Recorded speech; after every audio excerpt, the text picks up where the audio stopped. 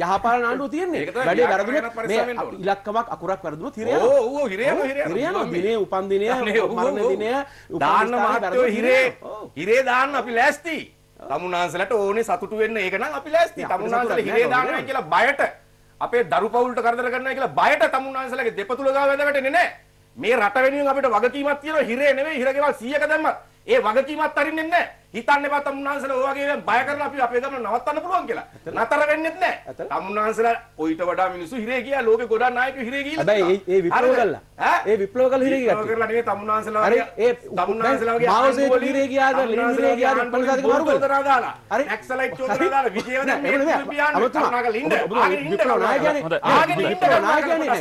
නෑ එහෙම නෑ. මේ වාදේ මේ විප්ලවීය නායකයෝ චේතුවේරා අර හිරේ ගියාද ලේඛන කුඩලේ පාදඩ ආණ්ඩුව වලින් බොරු චෝදනා දාලා ඕනතරම් නායකයෝ හිරේ ආවලා තිනවා. නැක්සලයිට් කුමන්ත්‍රණ චෝදනාව දාලා විජේ කුමාරතුංගව හිරේ දැම්මේ තමුන්නාන්සලගේ ආණ්ඩුවකින්.